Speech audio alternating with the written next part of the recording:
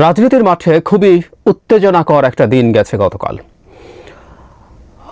এর আগের দিন রাতে, বেশ গভীর রাতে, জনাব হাসনাত আবদুল্লাহর একটা স্ট্যাটাসকে কেন্দ্র করে প্রচুর তর্ক বিতর্ক শুরু হয়ে গেছে এবং আমরা নানানজন নানান রকম কথা বলছি, গুজব ছড়িয়ে পড়ছিল চারদিকে।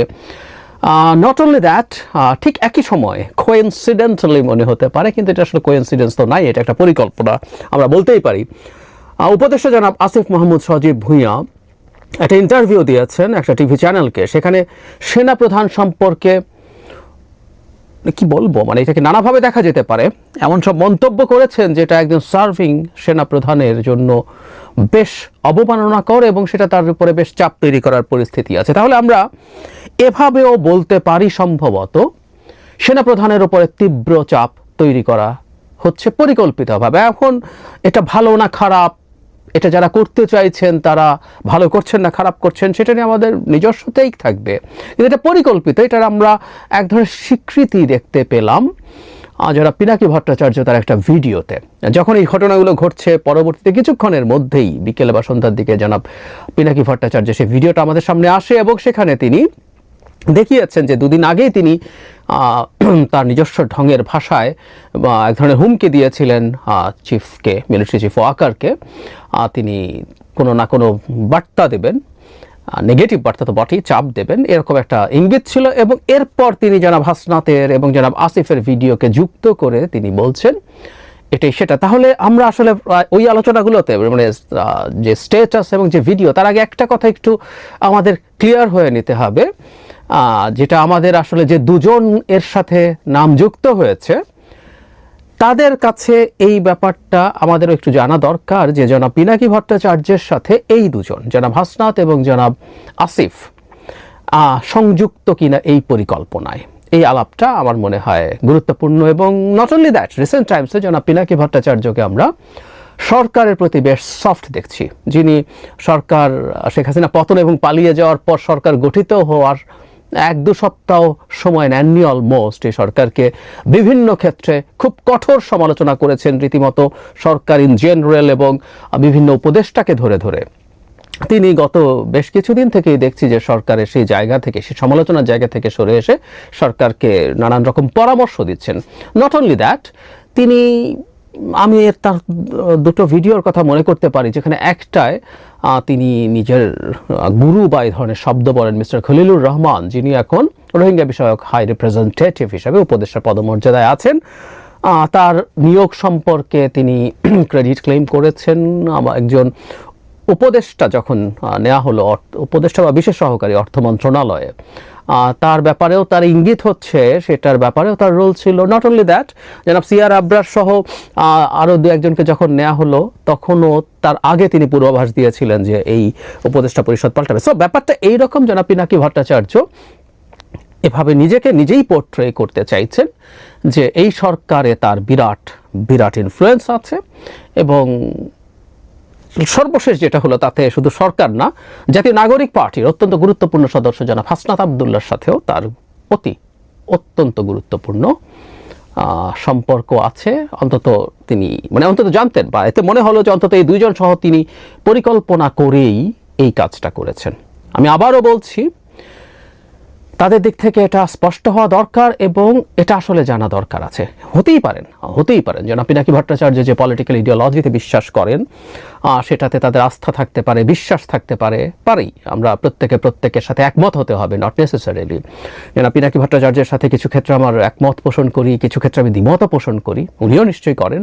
সো এটা হতেই পারে, কিন্তু আমরা আসলে একটু জানতে চাই যে এটা তারা অ্যালাইন্ড কিনা, তারা পরিকল্পনা করে। অ্যালাইন্ড চিন্তার অ্যালাইনমেন্ট এক জিনিস, আর একটা পরিকল্পনা মিলিটারি চিফের বিরুদ্ধে একসাথে করা কিন্তু ভিন্ন ব্যাপার। এই ব্যাপারটা একটু ক্লিয়ার হওয়া দরকার। জনাব হাসনাত আবদুল্লাহর প্রসঙ্গে আসি, এই স্ট্যাটাসটা নিয়ে আমাদের একটু বিস্তারিত কথা বলতে হবে। যারা খোঁজ খবর রাখেন তারা এর মধ্যে বিস্তারিত পড়েও ফেলেছেন, কিন্তু এখানে একটা খুব গুরুত্বপূর্ণ কি টেকওয়ে আছে, আমি সেটা বলবো। এই স্ট্যাটাসটা শুরু হয়েছে 11 মার্চ, সময় দুপুর 12টা 30। কিছুদিন আগে আমি আপনাদের বলেছিলাম রিফাইন্ড আওয়ামী লীগ নামে একটা আওয়ামী লীগের কথা। ইয়াস, জনাব হাসনাত আবদুল্লাহ 12 তারিখেই আসলে এরকম একটা স্টেটাস দিয়ে আভাস দিয়েছেন। সো এই ধরনের একটা মিটিং হয়েছে, আমরা তার ওই স্টেটাস থেকে বুঝতে পারি। আবারও বলছি, জনাব হাসনাত আবদুল্লাহর একপাক্ষিক কথা বা জনাব আসিফ মাহমুদের একপাক্ষিক কথা নিয়ে আমরা কথা বলবো। এখানে একটু আগেই একটা ডিসক্লেমার দিয়ে রাখা জরুরি, পৃথিবীতে কেউ ফেরেশতা নন, সুতরাং কারো কোনো বক্তব্যকে শতভাগ সঠিক ধরে নেবার কিছু নেই। আমাদের গণ অভ্যুত্থানে জীবনের ঝুঁকি নিয়ে তারা সামনে থেকেছেন, দ্যাট ডাজন্ট নেসেসারিলি মিন তাদের কোনো পলিটিক্যাল এজেন্ডা নেই। তারা এখন রীতিমতো পলিটিক্যাল পার্টি, এবং জনাব আসিফ মাহমুদও এই দলেরই সদস্য। আই রিপিট, জনাব আসিফ মাহমুদও আসলে আদতে ডিফ্যাক্টো এই দলেরই সদস্য। তারা খুব সহসাই বা যেদিনই হোক রিজাইন করে এই দলে যুক্ত হবেন। সুতরাং তারা এখন রাজনীতি করছেন। রাজনীতিবিদদের কথা আমরা কিভাবে নেব সেটা মাথায় রেখেই শুনি। এখানে তিনি বলছেন এটা দায়িত্বে আসবেন যে রিফাইন্ড আওয়ামী লীগ, সেটা সাফের হোসেন চৌধুরী, শিমিন শারমিন, তাপস, মানে তাপসকে সামনে রাখা হবে রিফাইন্ড আওয়ামী লীগে, এটা আমার একটু অবাক লেগেছে। তাপস কিভাবে এই রিফাইন্ড আওয়ামী লীগে থাকতে পারে। যাই হোক, তারা এখানে কথা বলছেন, তারা এখানে বলতে চাইছেন যে তাদেরকে ডেকে বলা হয়েছে শর্ত সাপেক্ষে নাকি অনেকেই আওয়ামী লীগের পুনর্বাসনে রাজি হয়েছে। বলা হচ্ছে একটি বিরোধী দল থাকার চাইতে অনেকগুলো দল আওয়ামী লীগ সহ থাকলে ভালো হবে।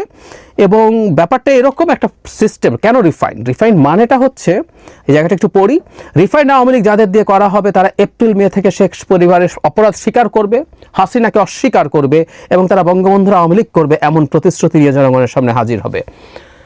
একটু অফ টপিক, এরকম একটা আওয়ামী লীগ আসলে আওয়ামী লীগের এবং শেখ হাসিনার 12টা বেজে যাবে, এবং আমি ধারণা করি শেখ হাসিনাই এমন একটা আওয়ামী লীগ হতে দেবেন না, আমাদের এটা ঠেকাতে হবে না। যাই হোক, পরে তারা বিরোধিতা করেন, এবং বিরোধিতা করে যখন তারা তাদের মতামত জানান তখন বলা হচ্ছে বাধা দিলে দেশে সংকট সৃষ্টি হবে এবং দায় তাদেরকে নিতে হবে এবং আওয়ামী লীগকে অবশ্যই আসতে হবে। ইংরেজিতে হাসনাত লিখছেন Awami League must come back. তারপর তারা বলছে ক্ষমা চায় নাই, একটা দল অপরাধ স্বীকার করে নাই, তাহলে কিভাবে ক্ষমা করবে? তারপর পক্ষ থেকে রেগে উত্তর আসে, you people know nothing, you lack wisdom and experience, so we are in this service for at least 40 years. তোমার বয়স থেকে বেশি, তাছাড়া আওয়ামী লীগ ছাড়া ইনক্লুসিভ ইলেকশনস হবে না। ইনক্লুসিভ শব্দটা নিয়ে আমি একটু পরে আসছি। তারপরে হাসনাত বলছেন যে এটা তার হতে পারে না, মিটিং অসমাপ্ত রেখে আসে। একটা জিনিস খুব ইম্পর্টেন্ট এই জায়গায়, মানে এটা বলতে কাকে বোঝানো হচ্ছে? আমি দেখলাম যে অনেকে কচু ক্ষেত করছেন এই স্ট্যাটাসের পর থেকে। কচু ক্ষেত একটা গোয়েন্দা এজেন্সির অফিস, এটাকে ইন্ডিকেট করছেন প্রায় সবাই। আসলে তা না, হাসনাত আসলে সেটাকে ইন্ডিকেট করেন, উনি সরাসরি সেনাবাহিনীকে ইন্ডিকেট করেছেন। কেন বলছি?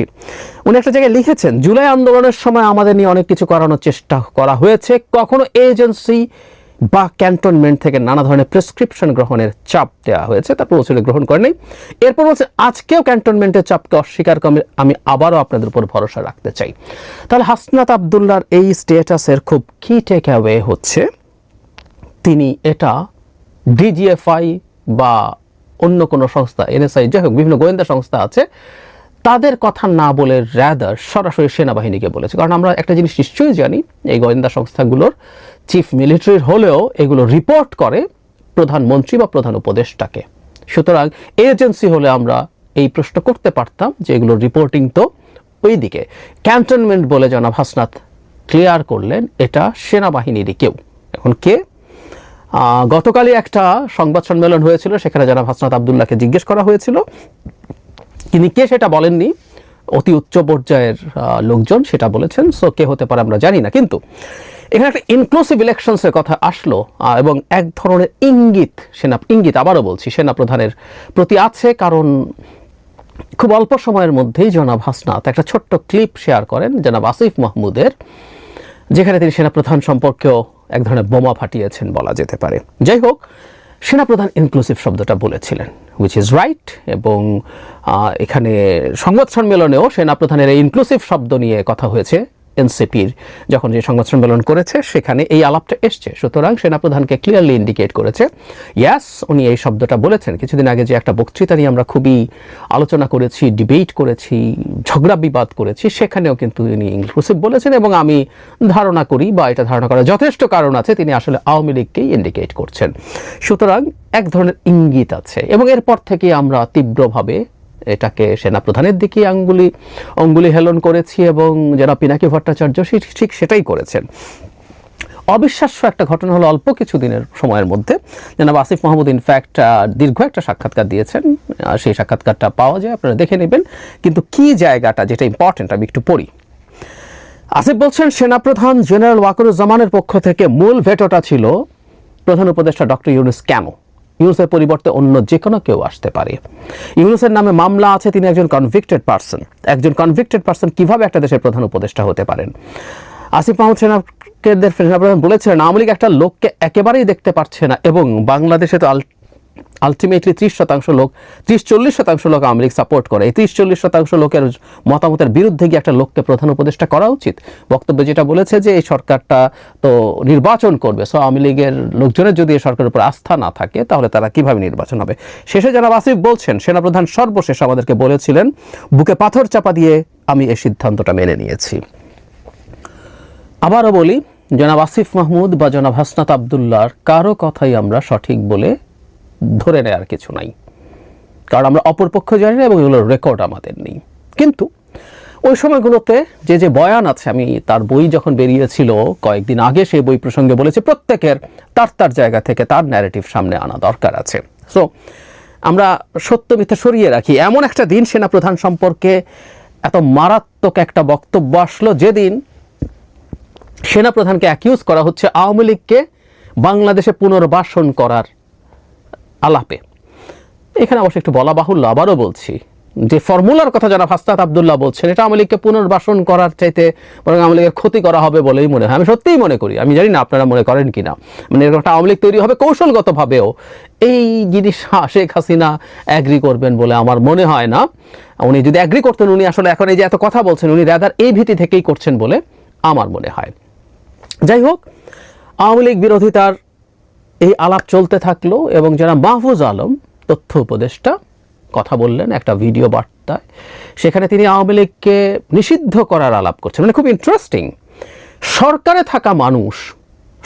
থাকা মানুষ কিভাবে এই ধরনের মন্তব্য করছে। কারণ সরকারের প্রধান বলছেন, এই দুদিন আগের কথা, প্রধান বলছেন আওয়ামী লীগকে নিষিদ্ধ করা হবে না, আবার একটু মেটাফরিক্যালি বলছেন যে এটা নাটাই থাকে ভারতে, ঘুড়ি হচ্ছে আওয়ামী লীগ, এবং বাংলাদেশে এই ঘুড়ি আর উঠতে দেওয়া হবে না। আর একটু অফ টপিক যোগ করে রাখি, যেন মাহফুজও তার এই বক্তৃতায় ডক্টর ইউনূস বলেছেন, মানে সেনাপ্রধান ডক্টর ইউনূস বললে বিরাট ক্রাইম হয়ে যায়। উনি অবাধ্য হয়ে গেছেন, উনি অপমান করেছেন প্রধান উপদেষ্টাকে, যারা মাহফুজও একই কাজ করেছেন। আমি জানি এটা হবে না, কারণ আসলে আমরা তো চেরি পিক করি আমাদের ন্যারেটিভ কীভাবে অ্যাস্টাবলিশ করতে হয়। যাই হোক, সরকারে থাকা একজন মানুষ এই ধরনের বক্তব্য দিচ্ছেন। জনাব আসিফ মাহমুদও সরকারে আছেন এখনও, এবং এর আগেও তিনি যখন বইটা পাবলিশ করেছেন, হয়তো রাইট টাইম ছিল না যে কোনো বিবেচনায়, কারণ এখানে অনেক ডিবেট হতে পারে। এখনও তিনি আসলে এটা বলেছেন, তাতে আমাদের মনে হওয়ায় স্বাভাবিক এই ইন্টারভিউর সাথে আসলে সেনাপ্রধানকে টার্গেট করার প্রশ্ন আছে। যদি শতভাগ সত্য হয়ে থাকে, শতভাগ সত্য কথাও আপনি কোন সময় বলেন, টাইমিং ম্যাটার্স, এবং খুবই সিনক্রোনাইজড ওয়েতে এটা হয়েছে, এবং এটাকে জনাব পিনাকি ভট্টাচার্য আসলে ক্লিয়ারলি একটা রূপ দেওয়ার চেষ্টা করেছেন যে এটা পরিকল্পিত। দুদিন আগে তিনি জানিয়েছেন, আমি ওনাকে জাস্ট কোট করলাম, যদিও আমরা যারা খেয়াল করেছি তারা এভাবেই ইন্টারপ্রিট করতে পারতাম। এটা উনি কাজটা সহজ করে দিলেন। এখন আসলে যে প্রশ্নটা, তাকে টার্গেট কেন করা হচ্ছে, আমরা খেয়াল করবো আজ না, জনাব ওয়াকারুজ্জামানকে দীর্ঘদিন থেকে টার্গেটে পরিণত করা হয়েছে। এটা সত্য, জনাব ওয়াকারুজ্জামান শেখ হাসিনা নিযুক্ত একজন মানুষ। জনাব ওয়াকারুজ্জামান তার আত্মীয়, এটাও সত্য। এখন আত্মীয় হলেই অভিযোগ হয়ে যায়? উত্তর হচ্ছে না। 1/11 যখন ঘটানো হলো, জনাব মাসুদ, জেনারেল মাসুদ বেগম খালেদা জিয়ার আত্মীয় ছিলেন। তাকে ওই বিশ্বস্ততার কারণেই ধারণা করা হয় নবম পদাতিক ডিভিশনে জিওসি করা হয়েছিল। যাই হোক, আত্মীয় বড় ব্যাপার না, তিনি কি করলেন পরে এটা ফ্যাক্ট। তিনি নেমেছিলেন মাঠে, তার সৈন্যরা কিছু মানুষকে হত্যাও করেছিল, এটাও সত্য। যদিও সৈন্যরা যে গুলি করেছিল তখন তারা বেসামরিক প্রশাসনের নিয়ন্ত্রণে ছিল, এটা একটু মনে রাখতে হবে। একজন ম্যাজিস্ট্রেটের নির্দেশে তারা গুলি করত, এরকম ভিডিও আছে ওই সময়, যে ম্যাজিস্ট্রেট অর্ডার করছে, সোলজাররা গুলি করছে। সুতরাং এটা দায় সেনাপ্রধানের উপর পুরো চাপিয়ে দেওয়া যাবে না। কিন্তু শেষ পর্যন্ত তিনি আসলে তার বাহিনীকে বিরত করেছিলেন, এবং আমি যে কারণে এই ভদ্রলোককে অনেক সময় সমর্থন করা উচিত বলে মনে করি, ডেসপাইট অল দ্য ক্রিটিসিজমস, ওনার অনেক সমালোচনা থাকতে পারে, ওনার অনেক পদক্ষেপ নিয়ে সমালোচনা আমরা করতেও পারি, কিন্তু তিনি বাংলাদেশের একটা ডেমোক্রেটিক প্রসেস যেটা রেস্টোর করতে হবে সেটা নিয়ে কথা বলছেন। খুবই অনেক পুরনো সময় থেকে রয়টার্সকে তিনি 18 মাসের মধ্যে নির্বাচনের কথা বলেছেন। সর্বশেষ তার যে বক্তৃতাটা নিয়ে অনেক সমালোচনা হয়েছে সেখানেও তিনি নির্বাচনের কথা বলেছেন। সো এটাই আসলে সংকটের জায়গা। উনি নির্বাচন চাইছেন, কারণ বাংলাদেশে খুবই পাওয়ারফুল একটা পজিশনে থাকা মানুষ মোটা দাগে এই বছরের মধ্যে নির্বাচন চাইছেন। এটা অনেকেরই পছন্দ হচ্ছে না, ফলে অন্য ন্যারেটিভগুলো আসছে। আওয়ামী লীগ পুনর্বাসন, আচ্ছা আমি তাই যদি বলি ডক্টর ইউনূস তো আওয়ামী লীগ নিষিদ্ধ করবে না বলছেন, ডক্টর ইউনূসের পদত্যাগ কেউ চাইছেন? এত কিছুতে যমুনা ঘেরাও হয়, যমুনা ঘেরাও করে ডক্টর ইউনূসের পদত্যাগ চাওয়া উচিত তো, কারণ উনি স্পষ্টভাবে বলেছেন এবং আমি গতকালও ভিডিওতে বলেছিলাম যে এই আইন থেকেই বাদ দিয়ে দেওয়া হয়েছে। কোর্ট কি করবে পরের কথা, আইন থেকেই বাদ দিয়েছে সরকার। এটা এত কিছু হলো, ডক্টর ইউনূসের তো পদত্যাগ চাওয়া উচিত। উনি তো আওয়ামী লীগকে পুনর্বাসনের সর্বোচ্চ কাজ উনি করছেন। তার চাইতে জরুরি কথা, সরকার যদি আওয়ামী লীগকে নিষিদ্ধ করে, আমরা একটু দেখতে চাই তো সেনাপ্রধান কি করে। কাজটা সরকারের, আবারও বলছি যে সেনাপ্রধানকে বলা হচ্ছে, সেনাপ্রধান হাসনাতকে ডেকে এরকম কিছু বা সেনাবাহিনীর উচ্চ পর্যায়ের কেউ এরকম কিছু বলে না, আমি তা বলছি না, কিন্তু কি আসে যায়, ডক্টর ইউনূস করুক এবং সরকার বলুক যে সেনাপ্রধান তাকে এটা করতে দিচ্ছে না। আমরা একটু শুনি, আমরা একটু দেখি। আওয়ামী লীগকে একটা রাজনৈতিক ফুটবলে পরিণত করা হয়েছে। এনসিপিটি নিয়ে রাজনীতি করবে আমি কিন্তু বলেছি, তারা সংবাদ সম্মেলনে প্রধান উপদেষ্টাকে সমালোচনা করেছেন। এটা করারই কথা, কারণ এটুকু না হলে মুখ থাকছে না। তারা করেছেন, এটাই তাদের এখন রাজনৈতিক ক্যাপিটাল, কারণ তেমন কোনো ইস্যু আসলে জনগণের সাথে কানেক্ট করার মতো তাদের হাতে নেই। তারা করছেন, দ্যাটস ফাইন, কিন্তু এটাকেই ব্যবহার করে আসলে যেন ওয়াকারুজ্জামানকে সরানোর চেষ্টা হচ্ছে। কেউ এই স্বপ্ন দেখছেন যে তাকে সরাতে পারলে নির্বাচন থেকে অনেক দূরে সরিয়ে নেওয়া যায়। এটা 1/11 মতো কিছু একটা হোক বা সরাসরি সেনা শাসন, কিংবা যে খোয়াবটা আসলে প্রচুর দেখা হয় সেটা হচ্ছে একটা বিপ্লবী সরকার। একটা বিপ্লবী সরকার ঘটিয়ে দিতে পারলে দেশের ক্ষমতা নিয়ে নেওয়ার এর চেয়ে সহজ পথ তো নেই, যেটা বহু দীর্ঘ সময় বা কতদিন ধরে রাখা যাবে সেটা কেউ বলতে পারবে না। এই আলাপ বিভিন্ন সময় বিভিন্ন জায়গা থেকে ছিল, আছে এবং ক্রমাগত চলছে। এই চেষ্টাটা, এই কারণেই আসলে প্রথম থেকে সেই বিপ্লব নাকি বিপ্লব না ডিবেটটা করতাম, এবং জনাব ওয়াকার এই পথেই বাধা হয়ে দাঁড়িয়েছেন। এবং ঠিক একই কারণেই বিএনপির উপর অ্যাটাক আছে। কেউ নির্বাচন চাইলে তাকেও টার্গেট করা, যেমন আমাকে প্রচুর লিখেছেন, আবারও লিখবেন, আমি জানি, আমি বলেছি আমি আমার কনফিডেন্স বক্স খোলা রাখি, লিখতে পারেন, আমাকে বিএনপি দালাল বানাতে পারেন, ভারত নির্বাচনী সরকারের সাথে তারা সম্পর্ক করতে চায় বলেছে, সো ভারতের দালাল বানাতে পারেন। ইয়াস, আমাকেই ভারতের দালাল বানাতে পারেন, যদিও ভারতের বিরুদ্ধে কি বলেছি না বলেছি, কি করেছি না করেছি আপনাদের যারা রেগুলারলি দেখেন আপনারা জানেন আমার সম্পর্কে। তো এটা হতে পারে, এটা হতে পারে। সুতরাং নির্বাচন হলো মানে একটা গণতান্ত্রিক ট্রান্সফরমেশনের কথা বলি, কিন্তু নির্বাচন এখন একটা মারাত্মক খারাপ শব্দে পরিণত হয়েছে। খানিকটা শেখ হাসিনার সময়, শেখ হাসিনার সময় নির্বাচন চাইলে উন্নয়ন লাগবে, তো ঠিক এখন যেমন সংস্কার শোনা যায়। একটা সরকার যে জায়গায় চলে গেছে সেখানে এই ধরনের পরিস্থিতি তৈরি করা হয়েছে, এবং আস্তে আস্তে সম্ভবত এই প্রশ্ন উঠতে শুরু করবে। সরকার যে আওয়ামী লীগকে নিষিদ্ধ করা হবে না বলে প্রধান উপদেষ্টা স্পষ্টভাবে বলেছেন, could it be the part of a game? I don't know.